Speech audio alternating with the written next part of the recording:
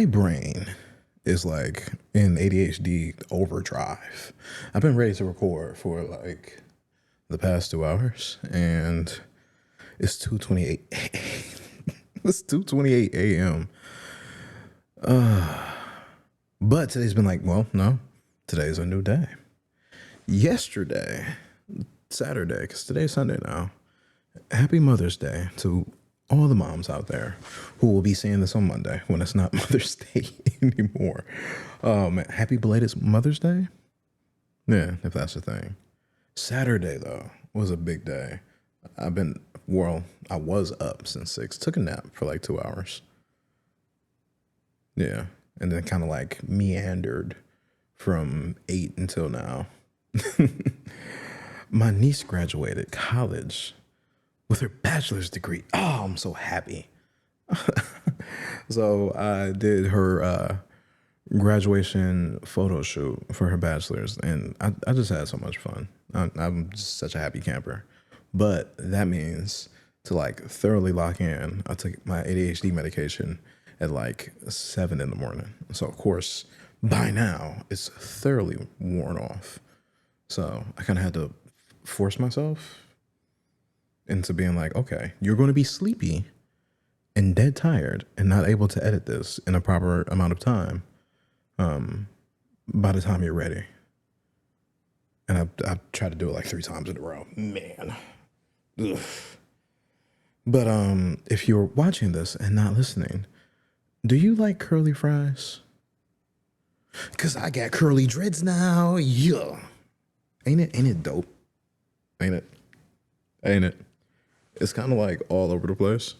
And I got like all kinds of complex thoughts about it. But it's so different from the norm. It's like freaky. I gotta like sleep in a different way. You know? No, you probably don't know. So of course I sleep with a bonnet, but I gotta like sleep with my hair like up so the curls don't like prematurely disappear. So I got these done on Friday. They look fantastic on Friday. Like when they first came out, when I first hopped out of the chair, and I was like looking, and like internally I was like, I don't like it.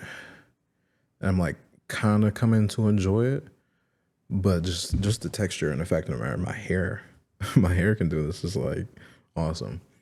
I know once they like relax down after I moisturize over the next couple weeks, like the loose curls are gonna look fantastic. I'm just never a fan of the bob look. I like having the length, you know? Or maybe you don't know. Growing my hair out. Well, it's always been like an afro or braids to the back. Yeah, you guys weren't even here for my braids journey. That's crazy. But I'm like a year and 3 months into having dreads. And yes, I call them dreads. When you see me, I want you to feel dread and cross to the other side of the street. Don't make eye contact with me. Fear me. But nah, for real. I know you probably call your hair locks if you're listening and you have your hair locked, and that's perfectly the most appropriate thing. You see somebody with hair like mine, well, they might not have hair like mine, right? My shit, curly. But definitely don't call them dreads. Then you're liable to get hit in the face, right? And just because I call them dreads, don't you call them dreads to me. All right? People who lack melanin, don't do that. So with that, we can segue into our topic today, which is nasty. And this finishes up the 3-part series that was meant to be just one episode by itself, entitled Narcissistic Nasty. I might change this to nastiness, but I don't know. So anyway, welcome to the Intelligent Idiots Podcast. I'm your host, Mr. Always on 10, and let's have some fun. We're in a brand new subreddit this time around called r/Tifu, standing for Today I Fucked Up. We have a post by Coconut Throwaway 69. And I apologize to the people who have heard this story before, but you have to suffer alongside me again.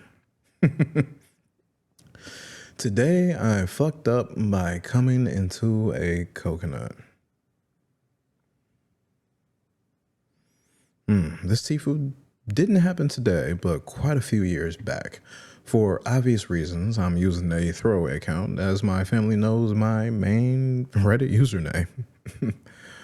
Anyways, around 8 years back, I lived in northern Mozambique, a coastal southern African country with quite a warm climate.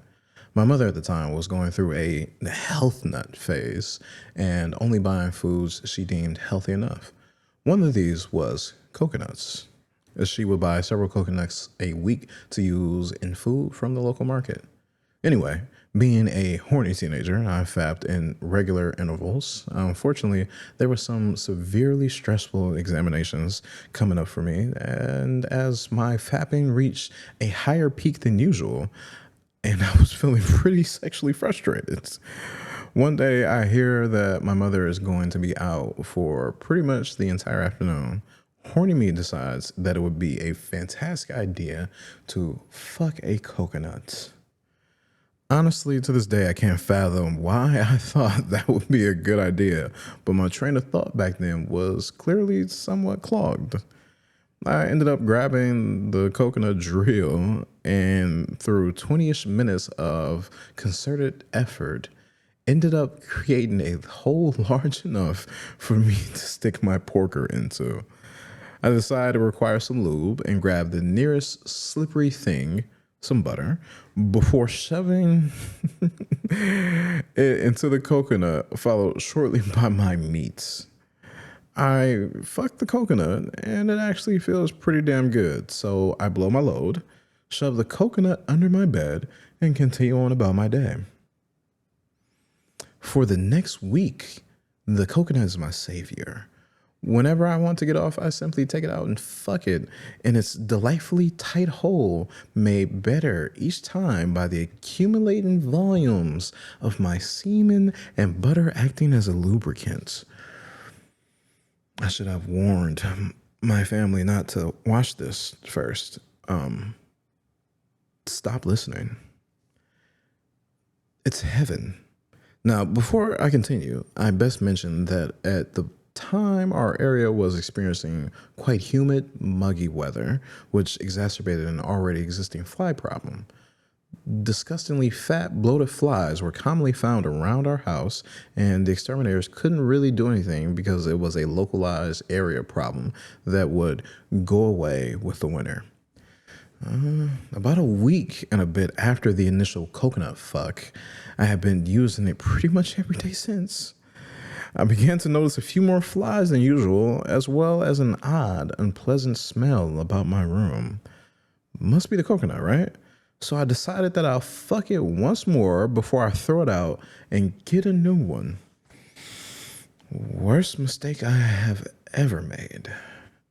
You see, the reason for the increased number of flies was that the coconut was evidently, in hindsight, a nearly perfect place to lay eggs. As I penetrate the coconut one last time, I begin to feel a strange wriggling sensation. Puzzled, I pull my cock out to discover that it is covered in rotten and moldy butter and semen and teeming with tiny fucking magnets.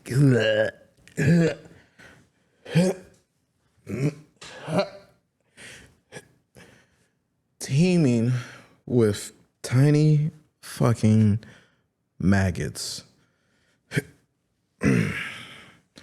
They were wriggling all over my dick, head, and some were even trying to force their way up my urethra.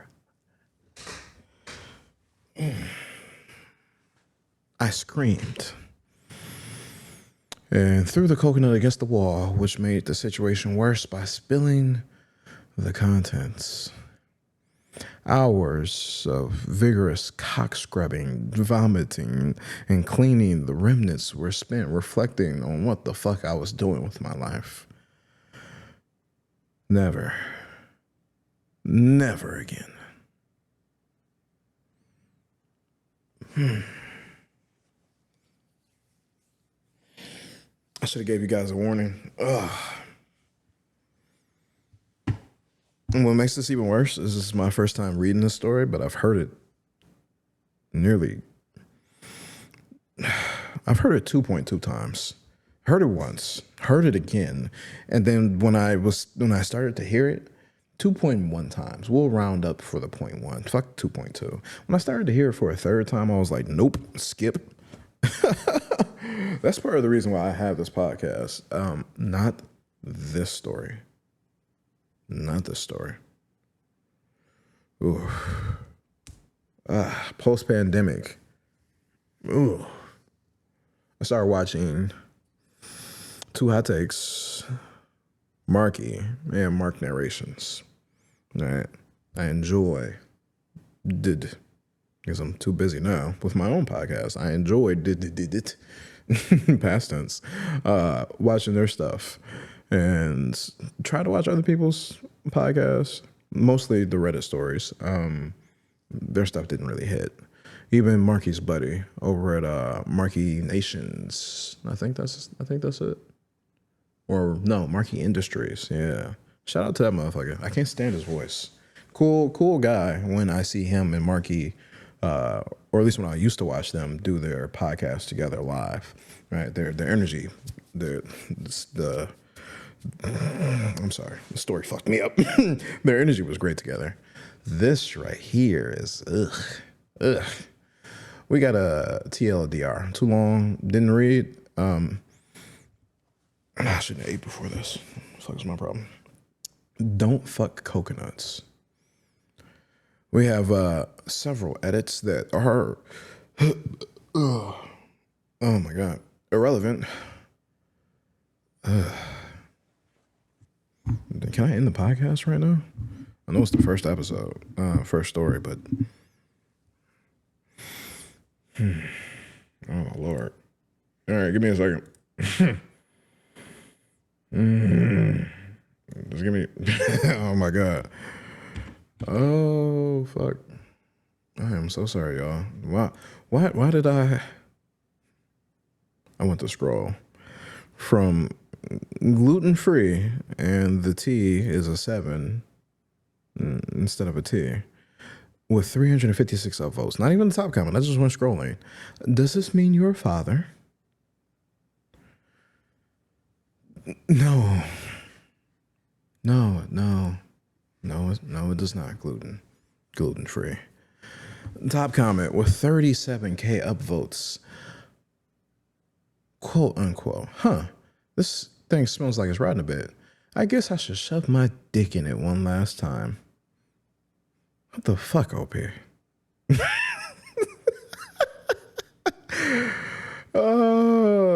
C's Lion 1 says this, but the Magic McRib replies with 11K upvotes. I know, right? Should have gotten a second coconut.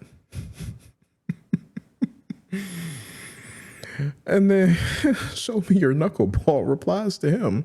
Gee, son, you sure love coconuts, huh? They're really starting to pile up in your room.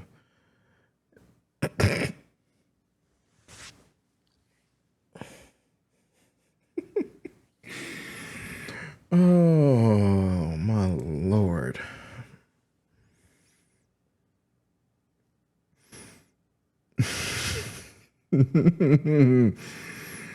Ethan _ Chandler comments, I'm so sorry. If you're having issues with the story, I'm just reading all the puns in the comment section now. I don't even care what OP has to say at this point. This story is a classic, right? And he doesn't comment that much on this post, but we'll get to it. Ethan _ Chandler says, quote, I hear my mother is going to be out for the rest of the afternoon. Horny me decides it would be the perfect time to fuck a coconut, end quote. Boy, I tell you, if I had $1 for every time I had that same thought, And I'm a drunk armadillo says, quote, you should stick your dick in that. Quote, what the fuck? No, it's a coconut. And quote, damn, the problem is what? Quote, good point. Guess I'm fucking a coconut. The general thought process of the male brain since, well, forever. No, no. Just because it has a hole doesn't mean you should fuck it. Just, my God, bro. Oh, people. Oh, shit, the sleepiness is getting me. Oh, sorry if I made you guys yawn. Oh, well, let me clean my glasses. Yes, I know I have contacts, but no, I did not put them in today. I've been up since 6:30. I did not have an hour and a half to try and put my contact lenses in, and they're only really meant for the weekend. I'm gonna try to put them in tomorrow. Spend some time with my mom for Mother's Day. She'd be like, "Oh, you got contacts." Rabbit Hamster 87 replies to who was this again? To I'm a Drunk Armadillo. To be fair, I think hormonal girls are just as bad. There's just less evidence. No one suspects them, and they've been conditioned not to admit it like guys do. Even typing this comment has me questioning whether I should say it or not. But when I was 13, 14, etc., I found inventive uses for bananas, cucumbers, carrots, the handle of my hairbrush, the handle of a screwdriver, magic markers, even pencils. I could probably go on, but you get the idea. All right, go ahead and earn your name, Rabbit Hamster 87. I see why you're a rabbit and a hamster. But OP replies to that, well, in the very least, it didn't involve live insects.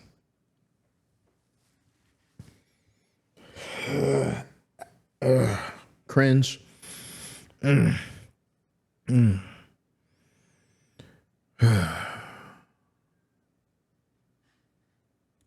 I won't even read any more comments by OP. Who was right? Okay. Comment by Noob de Guerrera. He was right, and that leads to a hyperlink. Also, OP should have treated the coconut like condoms. Use just once or twice. You don't use condoms more than once. What do you mean, once or twice? Who? What, Noob de Guerrera? Having that run together like that makes my jaw hurt. What? No, you don't use condoms multiple times. Where is this linking to? Oh, a different post. Today I fucked up by ejaculating in my bed. Mom, if you're still watching this, why? Why? Just stop, honestly. So, let's read this. Fuck the coconut story. Let's read the bed story. We're over in r/today I fucked up with a post by a deleted user. Today I fucked up by ejaculating in my bed. Throwaway, obviously. And people, this is off the cuff. I don't know what the fuck this is. But the title is self-explanatory. This is a few months old, but I feel like I have to get it out of my head. So I know most people masturbate in the shower or in the toilet, but I've always done it in my bed. I'm living with my parents, so I guess I just like the privacy of my room. Then, and this is what I now realize is me being a fucking weirdo, it was time I would pull up the blanket, roll over to the side a bit, and just come onto the wall / below the bed. I never really thought much of it, and it never smelled bad, so I just kept doing it because it was easy. Nobody noticed, and people seldom visited my room anyway. You are nose blind because you live in that room. No one comes to that room because it smells. They smell it, and they don't want to, so they don't come to your room. After some years of doing this, I recently reached a few difficult points in my life, and this exacerbated my masturbation habits. Years? I used to only masturbate like once a week or so. Maybe that's why I didn't smell. But for a couple of weeks, I started doing it every day, sometimes a few times a day. What? You're depressed, so you're beating your shit multiple times? Who broke your heart? This usually wouldn't be anything out of the ordinary for a teenager, but since I was always ejaculating on my wall/bed, I began to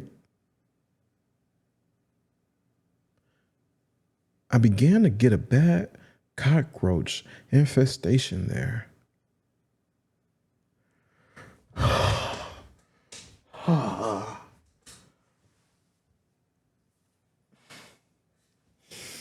I want to cry. Why did I read this story? I could have stayed with the comments on the fucking coconut story. The fucking coconut story. Because it's not a fucking coconut story. It's a fucking coconut story. Say hi to Goku, everybody. Yeah, I want to start showing off my Funko Pop collection. Yeah. Because my batteries, this on air sign drains my batteries. Like, what's the point of having this on? The first episode I had it was bright, it was beautiful. But yeah. Look how sad it is. All right, let's try this again. Let's keep going.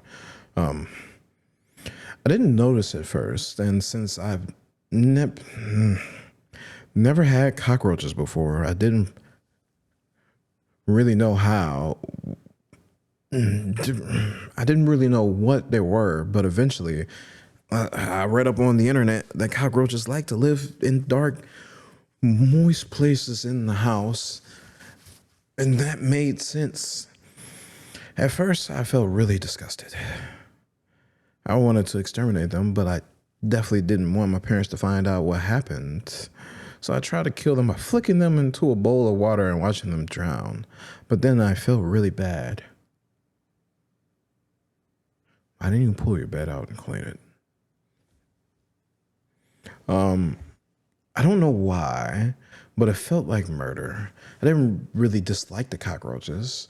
I had never even seen cockroaches before, and they were kind of interesting. So I decided to stop killing them and kind of just let them be for like a week. At this point, I finally began masturbating in the shower. I know this sounds really weird, but I kind of began thinking of them as my children.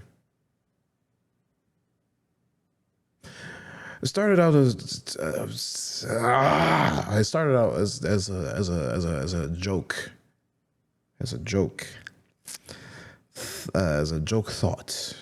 joke dash thoughts. But then it got more serious. Like they were literally born out of my sperm. So in my mind, it made sense that they were my offspring in a way. I actually want kids when I grow up. And this was kind of like that. I used to bring them food and stuff from the kitchen and play with them by moving them around the room or letting them crawl on me. I just got really emotionally attached to them for a while, even though they were obviously just insects. Then my parents found out. I think my dad saw one in the kitchen, immediately freaked out and called the exterminator the same day I was at school. So we had to move out for about a week into an Airbnb, and I was really depressed the entire time, but I couldn't tell them why. They just thought I didn't like the Airbnb. Too long didn't read. I'm sorry for making you listen to this. I jerked off into the wall and got a cockroach infestation. Okay. we're going to read one comment. We're gonna read one comment.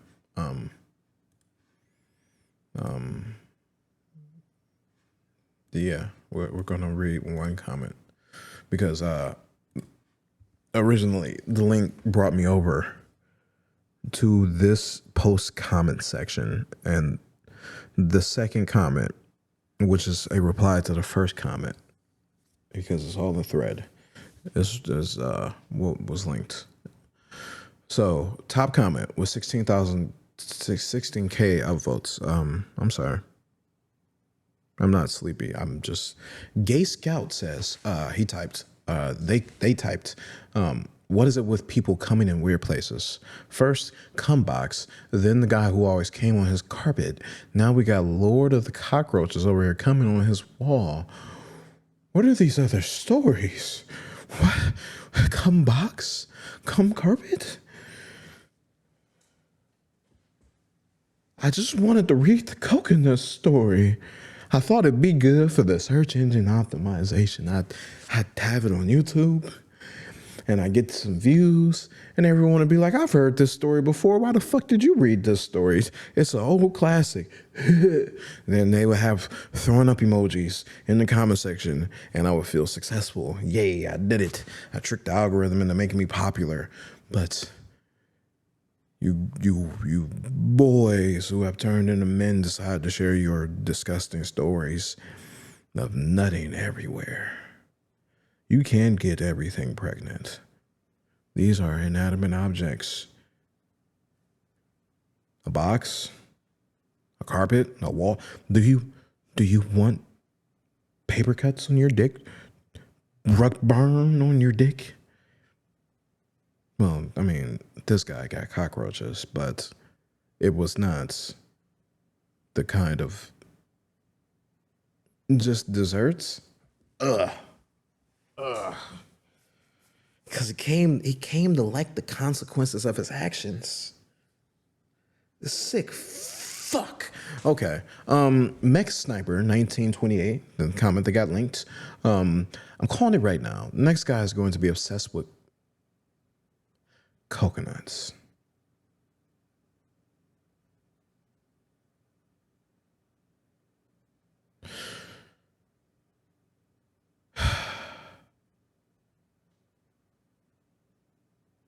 And the fact of the matter, he said this, and then it happened. He said it, and then it happened. His comment was before the coconut fucking story, and then it happened. So we go back to the original post, and Coconut Throwaway 69, which is our original poster, our OP, replies to New De Guerrera. Wow, what the fuck? That's actually pretty scary. Although mine happened years back, so what does that give this kid? Internet psychic powers? Question mark. All right, guys, we're done with this story. We're done with this story. We're done with this story. We're done with this story. You can go read the comments for the puns and the memes. For the jokes, I'm gonna go throw up and come back with the next story. We're over in r/Ask Reddit with a post by Squeeples, doctors/nurses/redditors. What has been your most gory, disgusting, or worst medical experience?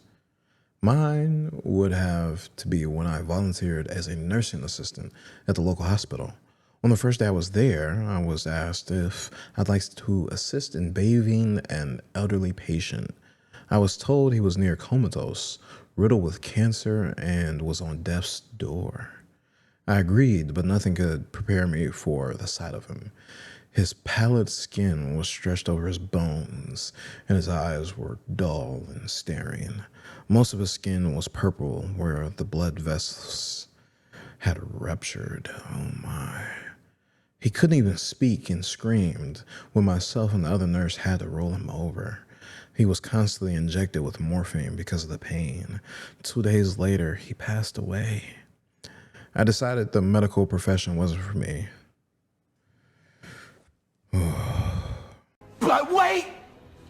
There's more. Hang on to your seat, baby, because this one's a screamer. We move on to the actual story that we're here to read. Top comments by Bonsai Panda. OR nurse here. This is kind of a long one. I was taking a call one night and then woke up at 2 a.m. for a general surgery call. Pretty vague, but at the time I lived in a town that had large populations of young military guys and avid meth users, so late night emergencies were common. Got to the hospital where a few more details awaited me. Perirectal abscess. For the uninitiated, this means that somewhere in the immediate vicinity of the asshole, there was a pocket of pus that needed draining. Needless to say, our entire crew was less than thrilled. I went down to the emergency room to transport the patient, and the only thing the ER nurse said as she handed me the chart was, "Have fun with this one." Amongst healthcare professionals, vague statements like that are a bad sign.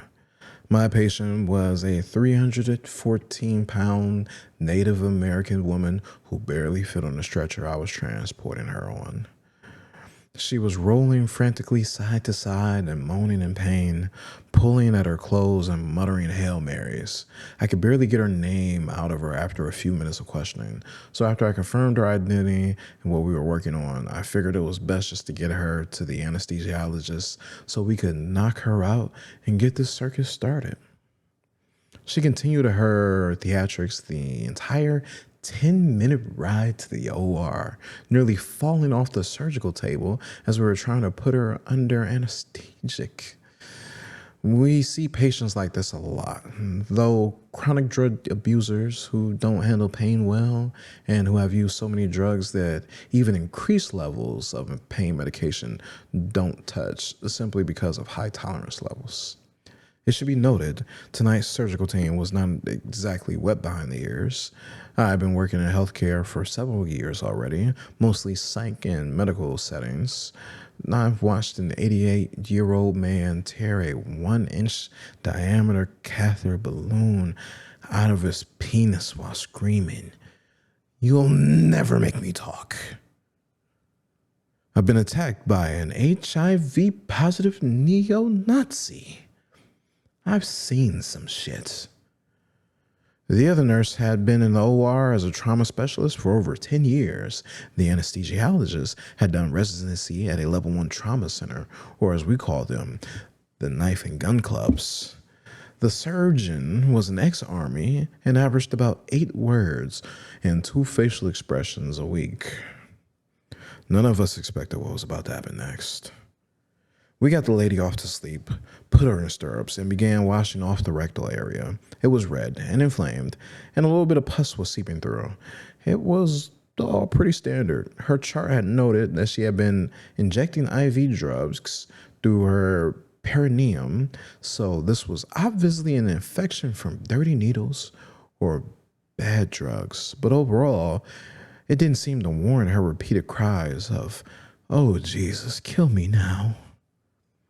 The surgeon steps up with the scalpel, sinks the tip in, and at the same exact moment, the patient had a muscle twitch in her diaphragm. And just like that, all hell broke loose. Unbeknownst to us, the infection had actually tunneled nearly a foot into her abdomen, creating a vast cavern full of pus, rotten tissue, and fecal matter that had seeped outside of her colon. This godforsaken mixture came rocketing out of that little incision like we were recreating the funeral scene from Jane Austen's Mafia. We all wear waterproof gowns, face masks, gloves, hats, the works, all of which were as helpful as rain boots against a fire hose. The bed was in the middle of the room. an easy 7 feet from the nearest wall, but by the time we were done, I was still finding bits of rotten flesh pasted against the back wall. As the surgeon continued to advance his blade, the torrent just continued. The patient kept seizing against the ventilator, not uncommon in surgery, and with every muscle contraction, she shot more of this brackish, gray brown fluid. Did you mean to say blackish? Out onto the floor until, within minutes, it was seeping into the other nurse's shoes. I was nearly 12 feet away, jaw dropped open within my surgical mask, watching the second nurse dry heaving and the surgeon standing on tiptoes to keep this stuff from soaking his socks any further. The smell hit them first. Oh God, I just threw up in my mask. The other nurse was out. She tore off her mask and sprinted out of the room, shoulders still heaving. Ugh. Then it hit me, mouth still wide open, not able to believe the volume of fluids this woman's body contained. It was like getting a great big bite of the despair and apathy that permeated this woman's life. I couldn't fucking breathe. My lungs simply refused to pull any more of that stuff in. The anesthesiologist went down next. An ex-NCAA D1 tailback, his 6'2" frame shaking as he threw open the door to the OR suite in an attempt to get more air in, letting me glimpse the second nurse still throwing up in the sinks outside the door. Another geyser of pus splashed across the front of the surgeon. The YouTube clip of David at the dentist keeps playing in my head. Is this real life? In all operating rooms, everywhere in the world, regardless of socialized or privatized, secular or religious, big or small, there is one thing the same. Somewhere there is a bottle of peppermint concentrate. Everyone in the department knows where it is. Everyone knows what it is for, and everyone prays to their gods. They never have to use it. In times like this, we rub it on the inside of our mask to keep the outside smells at bay long enough to finish the procedure and shower off. I sprinted to our central supply, ripping open the drawer where this vial of ambrosia was kept, and was greeted by an empty fucking box. The bottle had been emptied and not replaced. Somewhere out there was a godless bastard who had used the last of the peppermint oil and not replaced a single fucking drop of it. To this day, if I figure out who it was, I'll kill them with my bare hands. But not before cramming their head up the colon of every last meth user I can find, just so we're even. I darted back into the room with the next best thing I can find. A vial of Mastisol, which is an adhesive rub we use sometimes for bandaging. It's not as good as peppermint, but considering that the over 1/3 of the floor was now thoroughly coated in what could easily be mistaken for a combination of bovine afterbirth and maple syrup, we were out of options. I started rubbing as much as the Mastisol as I could get on the inside of my mask, just to be smelling anything except whatever slimy demon spawn we just cut out of this woman. The anesthesiologist grabbed the vial next, dousing the front of his mask in it so he could stand next to his machine long enough to make sure this woman didn't die on the table. It wasn't until later that we realized that Mastisol can give you a mild high from huffing it like this. But in retrospect, that's probably what got us through. By this time, the smell had permeated out of our OR suites. and down the 40-foot hallway to the front desk, where the other nurse still sat, eyes bloodshot and watery, clenching her stomach desperately. Our suite looked like the underground river of ooze from Ghostbusters 2, except dirty. Oh, so dirty. I stepped back into the OR suite, not wanting to leave the surgeon by himself in case he genuinely needed help. It was like one of those overly artistic representations of a zombie apocalypse you see on fan forums. Here's this one guy in blue surgical garb standing nearly ankle deep in lumps of dead tissue, fecal matter, and several liters of syrupy infection. He was performing surgery in the swamps of Dagobah. Except the swamps had just come out of this woman's ass, and there was no Yoda. He and I didn't say a word for the next 10 minutes, and he scraped the insides of the abscess until all the dead tissue was out. The front of his gown was a gruesome mixture of brown and red. His eyes squinted against the stinging vapors originating directly in front of him. I finished my required paperwork as quickly as I could, helped him stuff the recently vacated opening full of gauze, taped this woman's butt cheeks closed to hold the dressing for as long as possible, woke her up, and immediately shipped her off to the recovery ward. Until then, I'd only heard of alcohol showers. Turns out 70% isopropyl alcohol is about the only thing that can even touch a scent like that once it's soaked into your skin.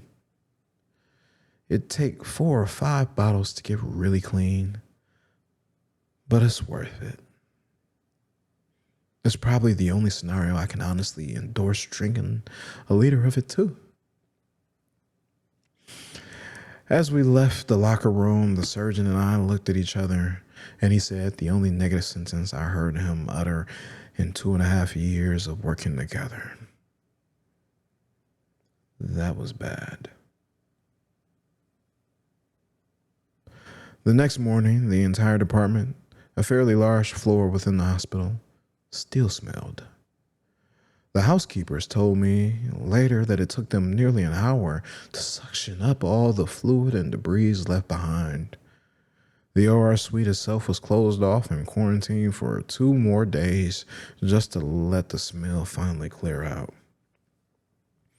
I laugh now when I hear new recruits to healthcare talk about the worst thing they've seen.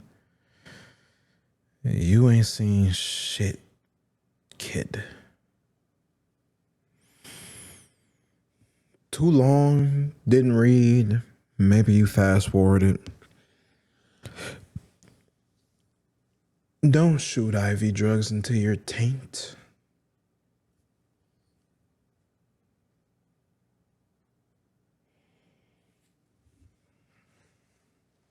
I didn't read this story in advance.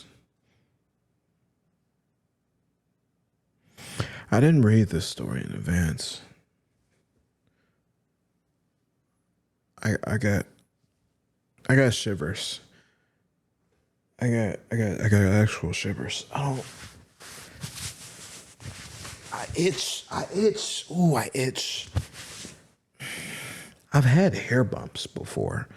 I'm an African American man with very, very hairy. I have hair everywhere. I got hair on the knuckles of my toes. So I know what it's like to have a hair bump, right? A little bit of pus, a little bit of blood. I could not imagine one of those leading to a dark hole of space into the depths of my body that is full of rotting tissue and shit. We'll remember this story is in the comment section of a person asking about the worst shit that they've seen in the medical field. We'll read some replies. to this particular comment, but we're not. We're gonna move on quickly. Away from this. I don't know what I did this theme. It was supposed to be entitled "Narcissistic Nasty People," not nasty shit.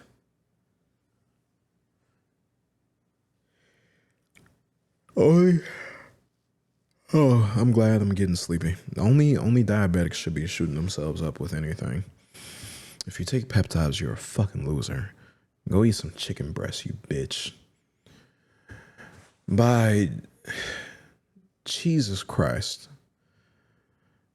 Jesus Christ? C-Just Christ. C-E-J-U-S Christ. Why did you spell your username like this? Bovine afterbirth and maple syrup.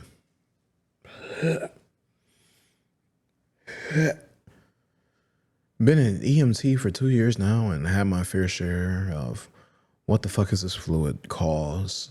And that was by far one of the best descriptions I have ever read. That being said, I also gagged. You and me both.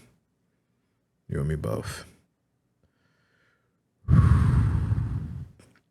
Bonsai Panda replies to Jesus Christ. EMTs, the Knights of New IRL. Every last one of you bastards has the patience of a saint and the stomach of a whore. You have my gratitude for it. I hope I never need you, but if I do, you're all getting Taco Bell afterwards. If their stomachs are weak, they will shit themselves. Why won't you get them Taco Bell? Panda. Bonsai Panda. Bonsai! Bonsai Panda. Fuck around. Tell another nasty story like that. I'm planting bamboo in your backyard. And I know you own your house. I'm planting bamboo in your front yard too. You gonna have to box your neighbors because they gonna try to beat the dog shit out of you. They're gonna consider it your fault, and it's technically your fault for sharing this story. We're over in another brand new subreddit that I've never been to before, r/copypasta, with a post that is a copied and pasted post, I assume. So the user is VEKTOROG. The Jolly Rancher story. Nothing tops the Jolly Rancher story. Steve and his girlfriend Samantha went off to college in August. She went to Florida State. He went to Penn State. So she decides to fly to PA to visit him. He was really happy to see her, so he decided to give her some oral action. He had done this numerous times before, and he always enjoyed doing it. But for some reason, this time, she smelled really horrible. And she even tasted worse. He didn't want to offend her, though, because he hadn't seen her in months.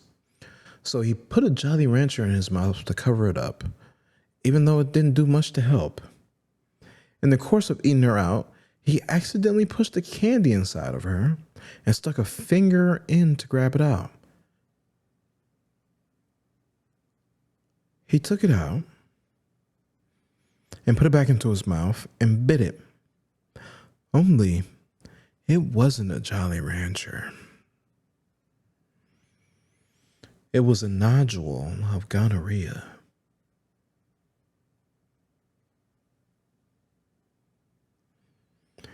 As in, the blister-like structure the gonorrhea makes filled with disease pus was the size of a fucking Jolly Rancher, and the poor guy bit it.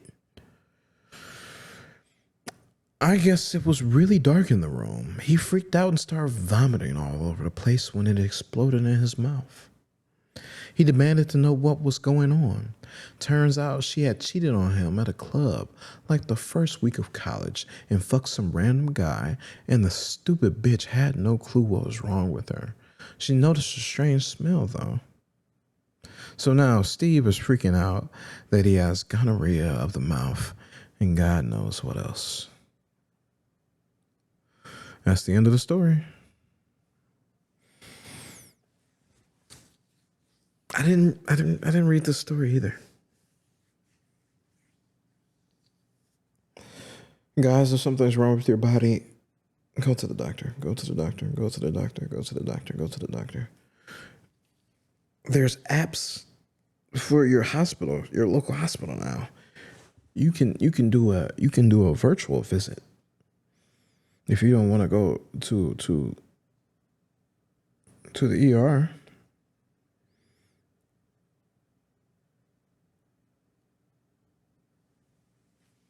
My brain is fried. My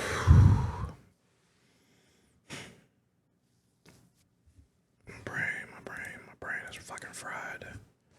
Top comment by Phantom_commentates. Why commentates instead of commentaries? What? 1.4K upvotes. Someone told me not to look this up, and I should have listened.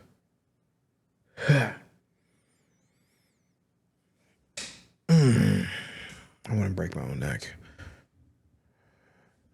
Key Ambition 3618 replies to that and says, I watched a vid that said not to look this up. God, I wish I listened. Don't you guys wish I gave trigger warnings before the beginning of my stories that I read? And I wish there was a trigger warning at the top of this post before I started reading it. I feel like that's spoilers though, you know, so in certain posts, like best of Reddit updates, there'll be trigger warnings, but they'll be censored. So you gotta like hover over it, click over it, so you can see it to uncensor it, because it's spoilers technically, right? Who wants spoilers? No one wants to be spoiled, right? We're watching the new MCU movie, and I don't want spoilers because I decided to see it on Friday, Saturday instead of Thursday when it first released. Like, if you tell me that I'm going to see Doomsday at the end of the motherfucking year, and instead of motherfucking Tony Stark being Doom by his own violation, right? He's just a variant of the 19999 universe, not 616. 19999. And he's just brainwashed into being Doom, but in reality, he's Iron Man. I'm gonna be pissed because I'm gonna be wearing a Doom shirt to the goddamn show instead of this one. It's a fit check, baby. You like that setup? You was listening to this nasty ass story, and we got a motherfucking fit check. We got a motherfucking fit check. Yeah, baby. Yeah, baby. I wish I had an Iron Man Funko Pop. I would have rocked it. Last week I had on Batman. So I had to have a Batman Funko Pop up, you know? I don't want to keep reading any comments because I got my brain right a little bit just by finessing myself into doing a fit check. You guys, you can click the link that I'll have. Nah, I ain't gonna have no link to this. You can find this fucking story on your own. Read the comments if you want. Remember, it's a copy pasta, right? So wherever this originally came from does not exist anymore because this is multiple years old. It's not even AI. I wish it was AI. I wish I could claim it, but this shit is older than AI. I feel so sorry for that boy. My advice to you is all you teenagers, college-age students, get tested. Get tested. Get tested. I can go on my phone right now, open up my app, and pull up my most recent test. I'm not fucking anybody without seeing a test. And after I'm fucking, I'm getting another test. You want to wait a week, a month, 2 to 3, just in case anything pops up inside of you, until you don't give it to me. Okay? These nasty fucking kids. Ugh. We're over and true off my chest. A brand new subreddit that we've never been to before. With a post by Throwaway Sad Dad. I'm not proud of any of my kids. It kills me. I have 5 children with my ex-wife. I love them all, but I can't honestly say that I'm proud of their choices in life. I know I need to respect that they have forged their own paths, but I don't agree with everything. It doesn't make me love them any less, but sometimes I do feel shame comparing my kids to everyone else's. My eldest is 27. He is obese and a borderline hermit. He and his girlfriend never leave their flat and will FaceTime instead of visiting us. I don't know if he has any friends anymore. He has a degree. I was incredibly proud when I went to his graduation, but he has never held down a job for longer than 6 months. His birth was the best day of my life, but now I look at him and I hardly recognize him. He and his girlfriend smoke heavily, so their flat smells awful, and they are the most unclean, unhygienic, and lazy people I have ever met. I refuse to visit at this point. I miss the funny, ambitious boy he was. His brother is 24. He was always our wild child, getting into fights, getting expelled, drinking underage, stealing. You name it! He probably did it. Massive weed smoker, currently, despite it being illegal in our country. He dropped out of 3 different universities. He used to be a swimming star. I still have pictures of him and all his trophies. But now I don't know what he's doing or what he wants to be doing. I doubt he even knows. One of my friends has a son at his age. They were in school together until he got expelled, who has achieved far more. I love the kid, but I can't honestly say that I like him. My eldest daughter is 20. She finished school, got a job at a salon, and is by far the most stable of the bunch. But she's an utter doormat. All of her friends are little assholes. They walk all over her, never pay her back what they borrow, and yet she keeps giving. They're rude to her too, and insult her, and she just pretends not to hear it. And I fucking hate her boyfriend. He's a proper deadbeat, dropped out at 16 and has nothing to show for himself, convinced he's going to be a sports star. She's moving into her first flat with him next week, and I worry that he'll ruin her life. He takes God knows what, but his eyes are red whenever I see him, and he's a cocky little shit. She's a smart girl, kind of funny too, but doesn't seem to know it. I tell her she could do better, find people that truly care about her, but she thinks I'm just out to ruin her life. It sucks because I know she could be doing more, and it would make her happier too, but she's settled for this. My middle daughter is 18 and fucking pregnant with her second child. My stepdaughter's her age, and it kills me sometimes to see her in school with lots of friends, active social life, goals for life, applying to schools, whereas mine dropped out to have her first kid last year. She's going to move in with her sister and the boyfriend in their flat soon. I wish them luck. I suppose I love my grandson, but that doesn't mean I wanted him. The father's a shithead too. No motivation for anything. Doesn't seem to like her or the kid very much. The relationship is doomed. They're both miserable and she has no life outside that baby. She's an idiot. Doesn't know how the fucking world works, but she's too stubborn and defiant to take advice. If I wasn't worried for the kid, I'd have given up on her by now. My youngest is 16, and she's already getting into trouble with the law.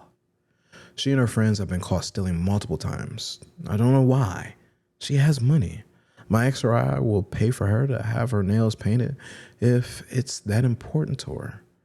I think she just likes the thrill of it. She admires her older brother, the stoner, and that scares me more than anything.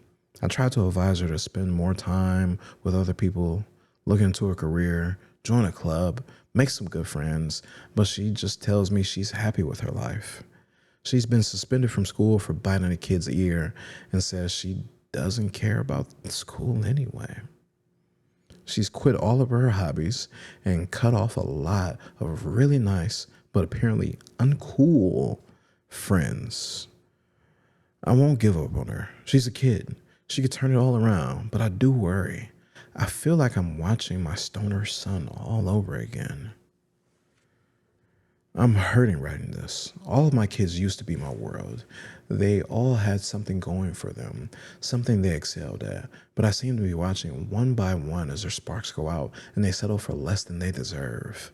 I don't know what my ex and I could have done differently. We gave them everything we could, most stable home life we could muster, private education. If they needed it, we got private tutoring, took them to orchestras, horse riding, swimming, sailing, cadets, whatever they needed, wanted. We tried to nurture them to be independent, ambitious people who took pride in themselves and cared for those around them. But something went wrong in every one of them. I'd never tell any of them this. I'm a failure as a father. My ex is a failure of a mother. It kills me inside. So long as you know you're a fucking piece of shit, you did things for them. You got them stuff. That private school meant shit. The tutoring meant shit. You had them in the wrong environment. And you thought that what you did for them monetarily would help them out throughout life, as you did not raise them. You and your wife did not raise them. There's no way in fuck my kids are popping out kids while being teenagers. There's no way fuck my kids are shoplifting as fucking teenagers, smoking drugs in my fucking house as fucking teenagers, becoming a goddamn shut-in. You can be 20 fucking 5. I'm kicking your door in like I'm the fucking feds, and I'm dragging your fat ass outside. We're on a goddamn sidewalk on the fucking concrete while your knees are screaming out in pain. We're jogging up and down a block until your fat ass passes the fuck out, and I'll call a goddamn ambulance for you because you're 20 fucking 5 and you're still on my insurance. So obviously it's gonna be $0 fucking to me, piggy. I'm speaking as if I would ever even allow my children to get to a place like this. You say you did all these things for your kids and you provided them all these things, and every time they asked for something, you gave them what they want. I want to ride a horsey. Okay, darling. But you didn't get them any fucking therapy. When things started to go wrong, and it continued to go wrong, and it continued to go wrong, and then the next kid had some shit, and it continued to go wrong. And the next kid had some shit, and it continued to go on. And then, wait, am I too far down? Or is it the next kid to start to ask like the second kid? Act like the second kid. I don't even know. There's too many fucking kids. Maybe that was the issue. You had the first kid, right? And then you had the second kid, and that was 2 boys. Then you had the third kid. And the third kid was probably bullied by the second kid, right? And maybe something happened to the first kid. Maybe y'all did something to him. That's why he stays locked in the house, right? Has an eating disorder, is a fucking, depressed hermit, right? When does this take place? That motherfucker probably just went through COVID and could not come out of his depression and is now over 300 pounds, and no physical activity sounds like a good idea. So I can kind of grasp and understand. But even then, where were his physical activities at? Right? Where was that at? Horse riding, swimming, sailing. What the fuck is cadets? Is that like some summer camp shit? Your first son probably got touched on. That's why he doesn't want to leave the house. Your second kid probably got weed from the other cadets at a young age, and that's why he's a fucking drug addict. And who's the third kid? The pregnant one? Yes. Yeah. You just didn't give good sex education. You didn't get your daughter on birth control. Right. The best thing to do is the barrier method, but you put it into a little boy's hands and he doesn't use it, or he keeps it in his wallet for months, so it is ineffective. I've kept condoms in my wallets for months when I was a kid. Didn't use them because they were all the packaging was all messed up, torn up. So I would like cycle it out with another one. Never used it, right? Switched over to a different wallet. Didn't have space to fit. I had too much money, right? Not putting my money in the bank account. But you did a poor job. You didn't get on birth control when she should have been. You didn't. You didn't. You never leave it up to someone else's hands, right? And to further that, you didn't. She didn't get an abortion. She doesn't know enough, right? The way it is in America, I think this is America. Your children are like your property. Right? As they grow up, of course, they have more autonomy, but they are like yours. I would have forced my child to get one. Pregnant at 16, popping a baby out at 17, then pregnant at 18. You had all these bad influences mingling with your children. You could have moved. You could have put pause on any of these boys. Any of these boys. Any of these girls, too, because your daughter's shoplifting. There's no way I wouldn't be beating the brakes off the kids and the parents. Right? Because it's easy to fall down this path, right? You let go just a little bit, right? You know what's right, but you go along with the flow because you're a kid. You don't want to upset the balance. Everyone's moving in this direction, and all of a sudden, it's mob mentality. It is very hard to break against that, right? It is well studied. Everyone's going to go along with the crowd. You ask, are you going to jump off the fucking bridge with the rest of your friends? Yes, they will. Don't ask stupid fucking questions. You should not ask that question. You should present potential outcomes, issues in their logic, flaws in their logic, right? Downstream effects, and how they can maneuver away. Give them active lessons in different ways on how they can voice their opinion and be the voice of reason, be the strong voice. You should raise these people into being good leaders. And at the very least, I grew up thinking all the kids were less than, because I was always the smartest one in the room. I wouldn't follow. I would lead, or I would simply not interact. And I grew out of that, thinking that they were less than. And I became an adult, and I was like, oh, fuck. They are. Everyone's still reading at a 6th grade fucking level. I was in 6th grade reading at a college fucking level. Shakespeare bored me, so I decided to burn through all the Twilight books and talk to the girls in class and then move on to the next books and the next books. Shout out to my mom for always reading with me so much as a kid and taking me to the libraries.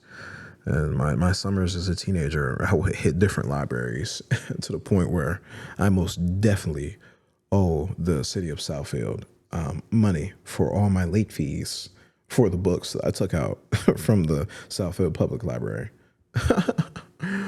It was one day I just dropped the motherfuckers off in the drop off bin outside.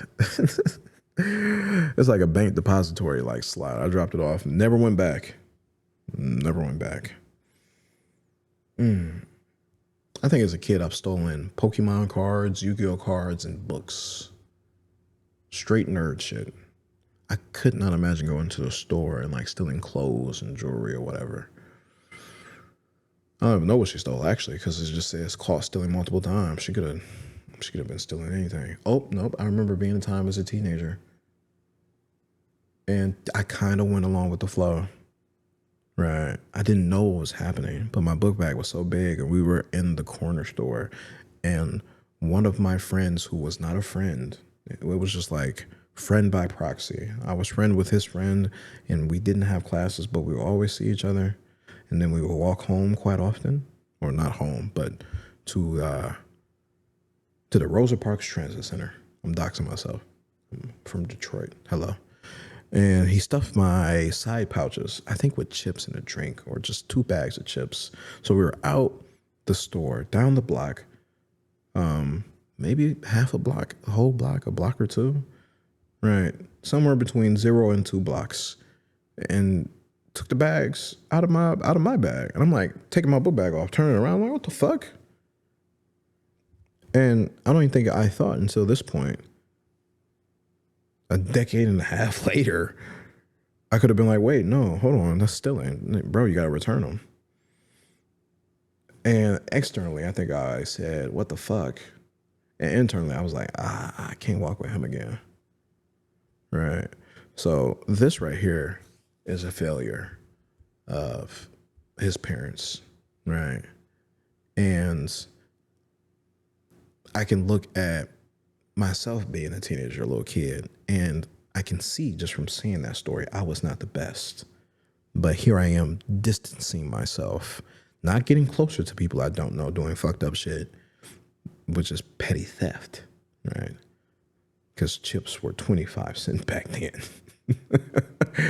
Oh, man. DPS. It looked like we had money, but we're stealing bags of chips. Man, we were taking a bus. Yeah, we ain't had that money like that. I wonder who that kid was. I might be like friends with him on Facebook. If you see this story, DM me.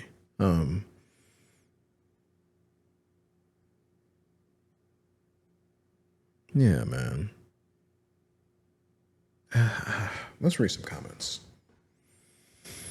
Top comment is a comment by a deleted username, and the comment was also deleted by the user. So we'll read the reply to the deleted user, which is also a deleted user with 1.1K upvotes. I'm proud of you. OP, people can hate others without reason, so I can love without knowing you. I wonder what the fuck that was. Why did I read this? I don't even understand that.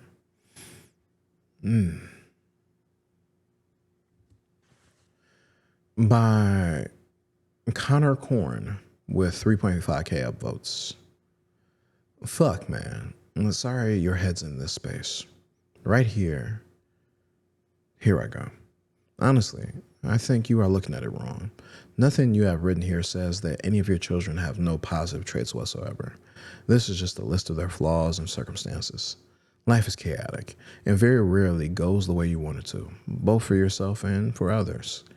All of your children are still there. They've just grown up in an imperfect world and have made humanly flawed decisions along the way. You're their dad, and your job is never done. While you cannot dictate what they should be doing like you could when they were young, you can still guide them to an extent, even just by being there for them to talk to. Your children are not just grown up, and that's it.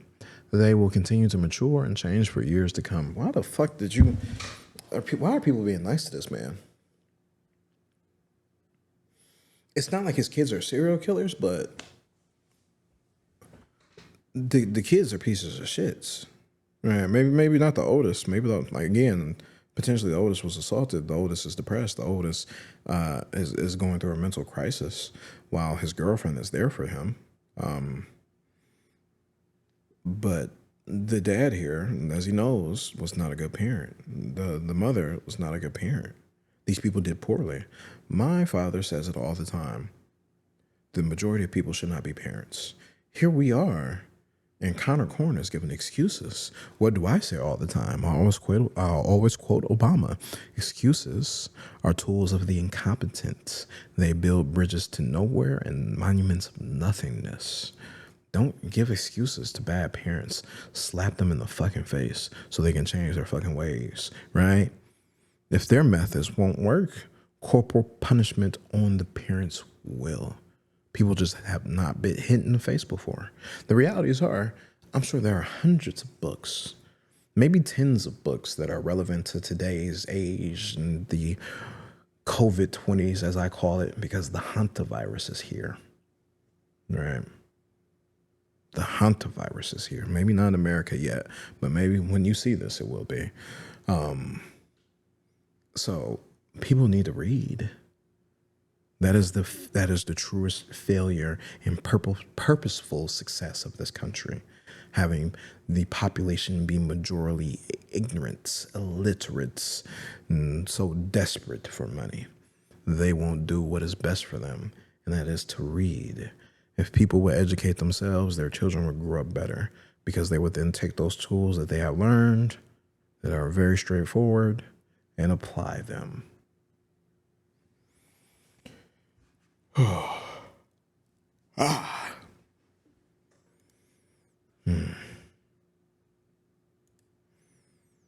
OP comments a lot, but I don't even want to read them. You can if you want to. Again, this dude's page is throwaway sad dad. That's just I gotta wash my hands with this. I hate stupid people. I hate bad parents. I just can't. I can't, man. I can't. And somehow the theme has come back to where it should be. Nasty. I want you guys to, not for this particular story because this one's going to be difficult, just to read, but if you do decide to subscribe to my Patreon, you would have the ability to listen to the story. This is not something that I can have on YouTube or any advertising. I'm so sorry. Any podcast. I'm drawing a blank. I am so drawing a blank. This can't be on YouTube or Spotify. It can't. This story is too disturbing. So again, every single week I do 2 extra stories, and they are exclusive to Patreon. So when you are listening to this entire episode in its entirety, I'm just saying entire a lot, you have 6 stories. But last week there were 9. 3 extra episodes exist on the Intelligent Idiots Podcast Patreon just for you, even though it should be 2 every week. The week before was only 1 because I got so tired I died. So I made it up for you guys by accidentally having the very first story that should have been like 15 minutes long be 40 minutes long. So I said, fuck it, we ball, and just deleted 3 stories, upload it, y'all have it. And that is the narcissism episode. But over on the Patreon, that episode is stupid long because there's 3 extra stories. So with this one, this particular story that I'm about to read,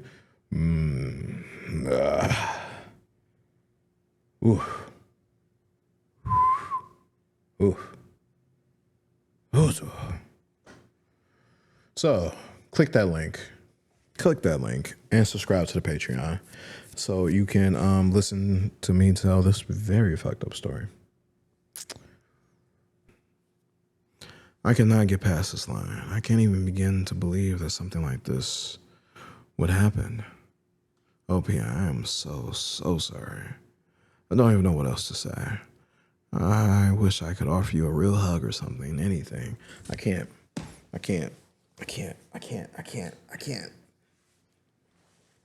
I'm sorry. This is supposed to be an extra story for you guys. And I could have replaced this one. I had another story. I could have replaced this one. It fit the nasty theme, and I could have replaced the story. If you want to, you can read this yourself. If you want to, it's by Captain_1958. That's the username. Right. I am not proud of my son. Not in all caps. You type that in, you should find the story. I can't read all this. I can't. I swear to God, I can't. Moving on. We're over in r/Tifu with a post by Techno Blade Lover 101. Today I fucked up by not washing my dick for 19 years. Today I present you with my lifelong fuck up. I'm a 19-year-old guy. I own a penis. I've never cleaned it properly in my life. So today I was taking a piss at my job, and I noticed a small yellow fragment at the top of my penis. I wondered where it came from. The only logical answer was the inside of my dick, so I peeled my foreskin back a little further every pull, and when I got right to the edge of my glands, I found the place it originated from. My penis was covered with a yellow clay-like substance. At first, I thought it was normal, but then the smell hit me. I realized what had happened. When I was younger, my dad told me that to wash my dick, I should pull my foreskin back. And I did, or so I thought. I have always washed my dick by pulling the foreskin back just slightly until it uncovered the tip of my glands. I thought that this was just fine and never really thought anything of it. I've also been sexually active while this shit was in there, but never more than once with the same girl. Weird coincidence. Huh. Anyway, I'm realizing all this while standing at the urinal at work. I tried to peel the loose pieces off, and they let go pretty easy. The biggest pieces are still stuck to my dick. It looks pretty much like they're continents. I put my dick in the sink and turned the faucet on, hoping I could wash the big plaques off. I couldn't. My dick was sensitive as hell, and the pieces are stuck. I'm about to go in the shower and peel at it with Q-tips and my fingers until it's clean. I plan on washing my dick better in the future. I hope what I've accumulated right now doesn't lead to any serious issues. Ooh.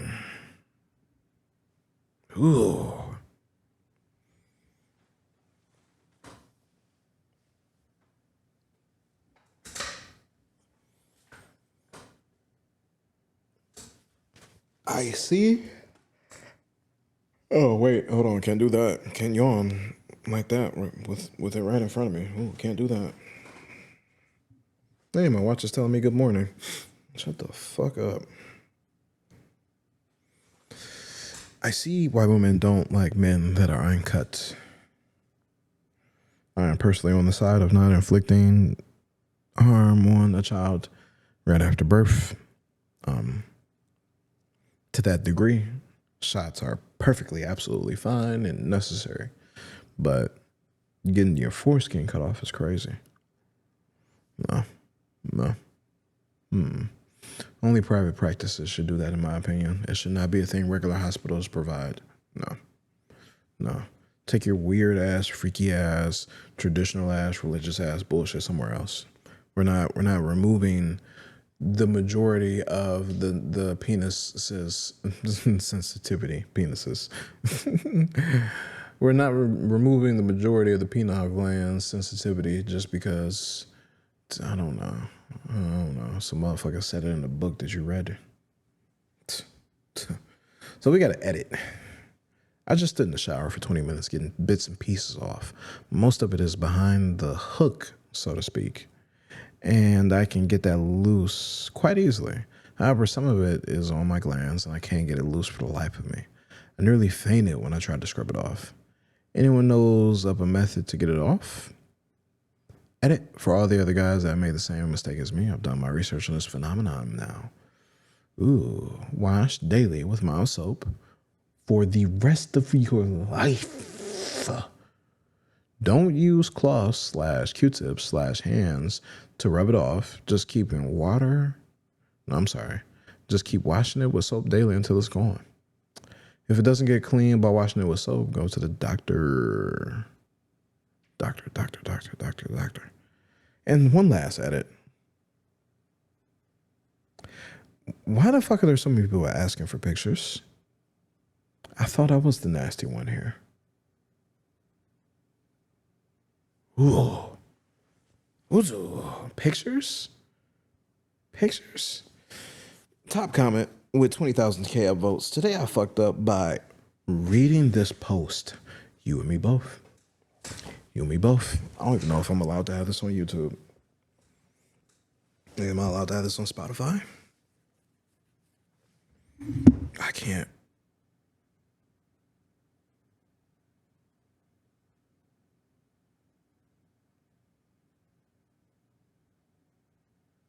Ooh. Ooh. You ever get those notifications from like fucking Credit Karma or Experian? A new trade line has been opened. Bitch, who the fuck has my social security number? And it's some shit you did like 2 weeks ago.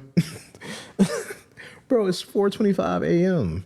Why are you trying to scare the shit out of me? Why? Dog. Oh my God, bro.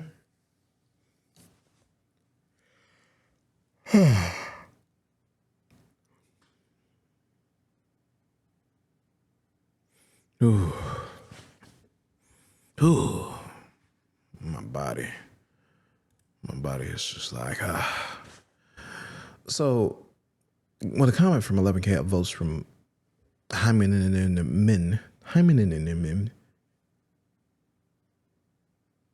him and him. I'm sorry, I can't read because it's all lowercase. With a post that has 11K upvotes by him enema.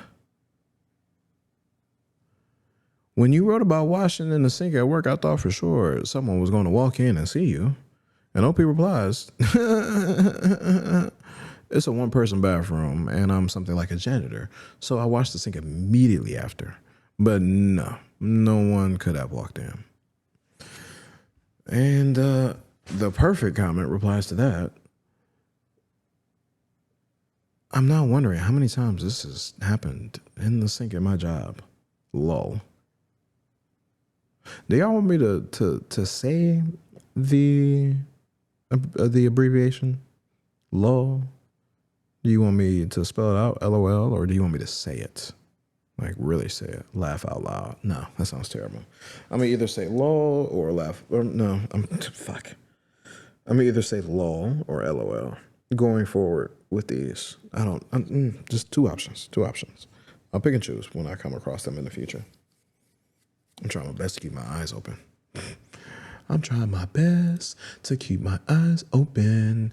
Beneficial leg, 4691 with 109 upvotes. I'm at the bottom of the barrel now. Comments, geez, bro. Imagine what all those one-time girls left your house thinking. Explore your body, clean your business. And OP replies, it's only 2 girls, LOL. But yeah, I hope they didn't notice. Feel bad for them. Sad face. And he brought the classic back. He hit it with the colon and the parentheses. Y'all know it. The colon and the parentheses. Y'all know it.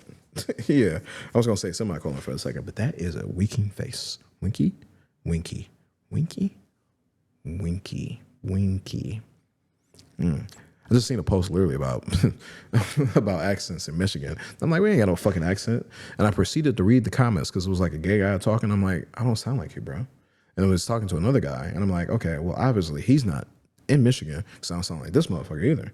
So just two white guys. Obviously, one's about to get turned the fuck out after the after the interview's over. Let me stop. But I proceeded to go to the comment section. I started reading this shit, and I'm like, and I read it in my head. I'm like, there's no way I talk like this. Talked out loud. I was like, Talked out loud.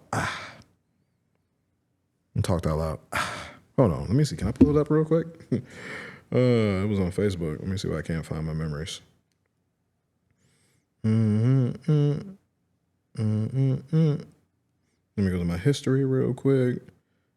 And is this it? Nope. Is this it? Nope.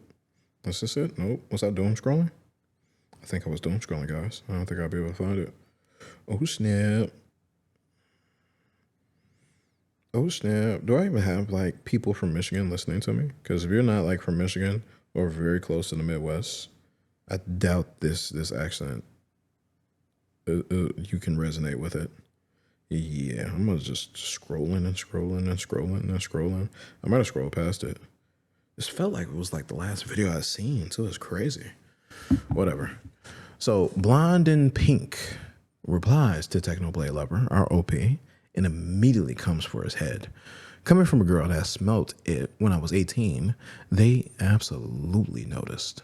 That smell has haunted me for years. Thank God I smelled it before allowing it anywhere inside me. That smell was ungodly. I'm not gonna lie, bro probably gave them a brand new STD, if not just a very, very, very bad UTI. Yeah. Makes me have to readjust. Ugh. And Haldenbach replies to Blonde in pink. Been almost 20 years. I still remember that smell. Yo, the fact of the matter that so many guys are not cleaning their shit is kind of fucked.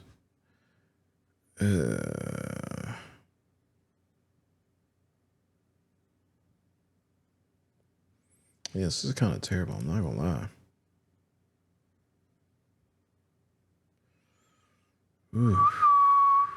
Ooh, I was not trying to whistle. My bad. So, Shaggy Shafted Velma comments with 81 upvotes. I found this comment very specifically, so we can do a little bit of reading. Christ, that's disgusting. I don't know how you've never pulled your foreskin all the way back in your entire life. And OP replies, just always been a bit tight, so I figured it didn't have to go further. In porn, all the dudes are circumcised, so I can't really pick it up there either. And Brooklyn Dryad, spelled in a really weird way. Or that's Brooklion Dryad. Brooklion? There's no, that L isn't capitalized. Nope. Brooklyn. I can't read. I guess I should put it in my contacts, huh? But I'm so sleepy, I'm gonna crash immediately after this. That would be terrible for me to fall asleep with my contacts in for the very first time. No. God, no. Brooklyn Dryad comments, sounds like mild phimosis. Perhaps something you should talk to a doctor about if it caused you not to wash your dick properly for 19 years. And obviously, my circumcised ass did not know what phimosis was because it's late. I already knew what this was. But my brain was like, huh? Highlight, copy, paste, Google, answer me. AI, skip response immediately. Fuck you. And we come over to the clevelandclinic.org, baby. Yeah, with a definition of phimosis. Medically reviewed, last updated on May 29th, 2024. This is considered under classification over here on the cleveland.org websites. It's under diseases and conditions. If you have phimosis, you can't pull back the foreskin of your penis. Symptoms may include pain, swelling, and discoloration. A provider can usually diagnose it with a physical exam, and they may order additional tests to rule out an infection. Treatment may begin with corticosteroid creams, but you may eventually need surgery. Yeah, why are they trying to trip your boy up with these big ass words? Corticosteroid? I can't even say it right now. Yo, it's like 4:34 a.m. I would be like waking up for work in a little bit if I had work. What is phimosis? Phimosis is a penis condition that occurs in some uncircumcised adults and children. If you have phimosis, you can't pull back, retract your foreskin, also called a prepuce. Never knew that. Foreskin must be somebody's name. Prepuce must be like the actual scientific name. Oh my God. Or maybe that's the action of trying to pull back the skin. I'm not sure. It may look like your penis has rings around the tip under the typical circumferences. You should be able to pull back your foreskin easily and see the entire head glands of your penis. I don't know what just happened there. I almost passed out, like sitting here. Having phimosis isn't necessarily a problem. Babies have phimosis at birth, and their tight foreskin will usually loosen as they get older without treatment. Phimosis becomes a problem when it causes symptoms like pinhole-sized opening, or you can't pull back your foreskin enough to clean the area underneath. Ugh. Yeah. Ooh, what are the types of phimosis? There are two types. Physiological phimosis, that being it occurs more often in children. It usually resolves as they get older. And pathological phimosis, which includes infection, inflammation, or scarring causing pathological phimosis. Lichen sclerosis is a common cause, which I looked up and didn't care about sharing with y'all because I'm like, what? I don't care. But how common is phimosis? Nearly all baby boys have this physiological phimosis. As newborns age, their foreskin changes gradually so it can pull back. Medical professionals estimated about 1% of males still have physiological phimosis when they're 16 or older. Less than 1% of boys have pathological phimosis. So this is definitely an issue. Oof. Not like super pertinent, but definitely an issue. Man. Ooh. We're in a brand new Reddit page. r/Museum of Reddit with a post by Unholy Demigod.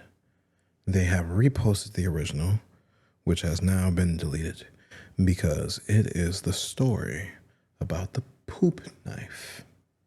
If you are already aware of the story, you may go and save your soul to not be tainted again. But if you haven't heard this, you must come suffer with me. Come join me on this journey. I shall hold your hand. We shall pass on together. My family poops big.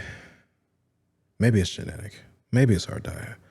But everyone bursts giant logs of crap. If anyone has laid a mega poop, you know that sometimes it won't flush. It lays across the hole in the bottom of the bowl, and the vortex of draining water merely gives it a spin as it mocks you. Growing up, this was a common enough occurrence that our family had a poop knife. It was an old rusty kitchen knife that hung on a nail in the laundry room, only to be used for that purpose. It was enough to walk through the hallway and have someone call out, "Hey, can you get me the poop knife?"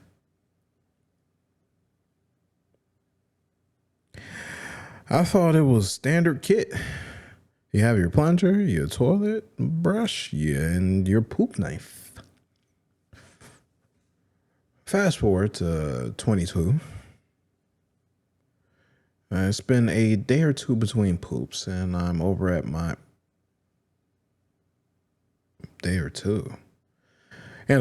friend's house. My friend was the local dealer and always had guests over because you can't buy weed without sitting on your ass and sampling it for an hour. I excuse myself and lay a gigantic turd. I look down and see it's a sideways one. So I crack the door and call out for my friend. He arrives and I ask him for his poop knife. My what? Your poop knife, I say. I need to use it, please. What the fuck is a poop knife? Obviously, he has one, but maybe he calls it by a more delicate name. A fecal cleaver? A dung divider? A guano glaive?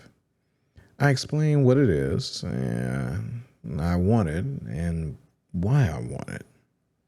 He starts giggling, then laughing. Then lots of people start laughing.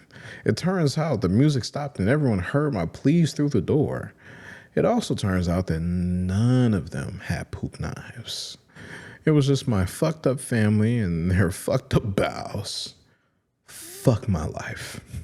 I told this to my wife last night, who was amused and horrified at the same time.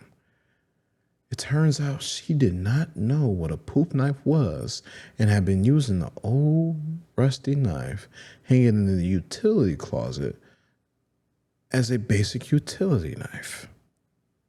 Thankfully, she didn't cook with it, but used it to open Amazon boxes. She will be getting her own utility knife now.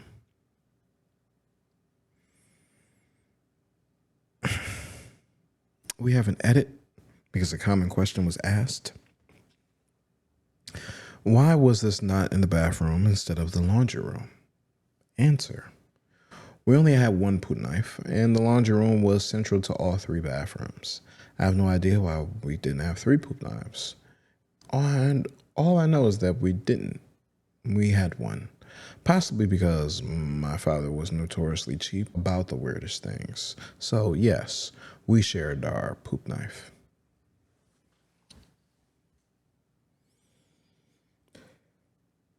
Did you sanitize? Did you sanitize? Did you sanitize? Did you sanitize? Oh my God. Top comment by a crazy person. A true classic.